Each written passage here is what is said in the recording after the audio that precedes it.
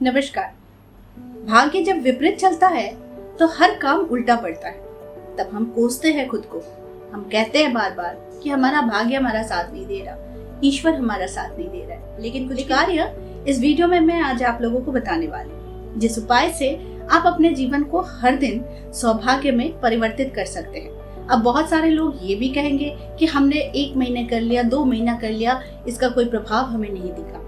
तो देखिए, एक दिन में कोई इंसान नहीं बनता, लेकिन आपकी हर दिन की आदतें आपके भाग्य में परिवर्तन करती है। चारों ओर जो ऊर्जाएं घूमती हैं, उन्हें भी वो परिवर्तित करती है। यानी कि आप अपने कितनी भी खराब भाग्य हो, अगर आप कुछ कार्य दैनिक अवस्था में करते हैं तो वो सौभाग्य में परिवर्तित होना ही होता है। तो ज्यादा देर नहीं करते हैं और इस वीडियो को आगे बढ़ाते हैं।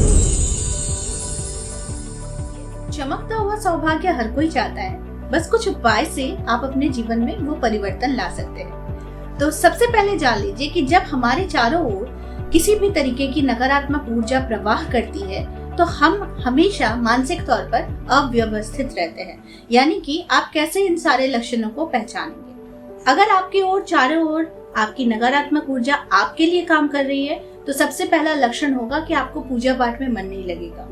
दूसरा, आपके घर में हमेशा कलह रहेगा। तीसरा, हमेशा धन का आवक रुक जाएगा।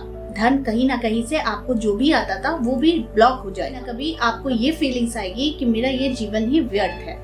जब इस तरीके की चीजें आपकी चारों ओर प्रवाहित होती है या फिर ऐसे मन में आपको सोच भी आती है तो इसका मतलब होता है कि यानी कि आपके द्वारा कोई भी एक ऐसा कार्य हो रहा है जिस कारण से आपके चारों ओर वो नकारात्मक शक्तियां काम कर रही हैं आपके। वैसे में मैं आपको कुछ उपाय बताने वाली हूँ, जिन उपायों को करके आप अपने जीवन में काफी अग्रसर होकर सौभाग्य को आप वेलकम कर सकते हैं। तो पहला उपाय, आपको अपने घर में एक दीपक प्रज्वलित रोज करना है, यानी हर दिन करना है। देखिए, कहते हैं ना कि उजाला अगर चाहिए तो रोशनी की लौ जरूरी है।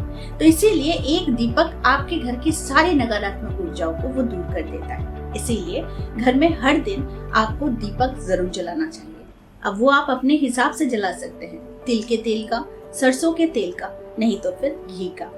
इस प्रकार से आप प्रतिदिन अगर संध्या के समय में आप अगर घी का दीपक या फिर किसी भी तेल का दीपक अगर आप जलाते हैं, जैसे कि स्पेशली मैंने आपको कहा, तो आपके घर से नकारात्मक ऊर्जाएं दूर होती हैं, लक्ष्मी स्थिर होती है। अब इस दीपक के साथ कुछ खास उपाय है। दीपक में अगर आप कुछ साबुत चावल के दाने अगर दीपक में देते हैं तो इससे सौभाग्य में वृद्धि होती है।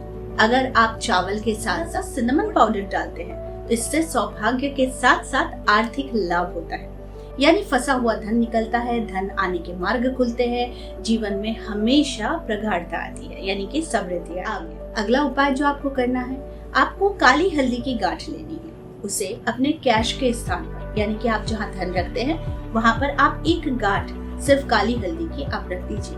धन का आगमन होगा, सुख समृद्धि बढ़ेगी, व्यापार वृद्धि मिलेगी और साथ में नए नए स्रोत मिलेंगे इनकम करने। अगला उपाय जो आपको करना है कि आपको रोज प्रतिदिन अपने सिरहाने के नीचे आपको 9 इलायचियां लेकर सोनी है। अगले दिन आपको वो इलायचियां इकट्ठी करनी है। जब भी पूर्णिमा आती है, इन सारे इलायचियों को आप कलेक्ट करके आप कपूर के साथ बर्न कर सकते हैं और इसका धुआं आप पूरे बाहर की ओर इसे निकाल सकते हैं। इसका एक और बेनिफिट होता है सर के नीचे इलायची रखने का, कि आपको नींद बहुत अच्छी आती है, डरावने सपने दूर हो जाते हैं। अगर कोई मानसिक बीमारी है जिस कारण से आपको सोचना बहुत पड़ता है और नींद कम आती है, तो ऐसे में भी इलायची खास तौर पर बहुत अच्छा और शानदार काम करता है। तो ये सारे जो उपाय हैं ये छोटे हैं, सुनने में भी बहुत आसान लगते हैं, बस करने में ही दिक्कत आ जाती है लोग। लेकिन यकीन मानिए, अगर ये छोटे छोटे उपाय आप कर लेते हैं और इस पर ध्यान देकर एक दवा की तरह कि आपकी बीमारी ये है नेगेटिविटी,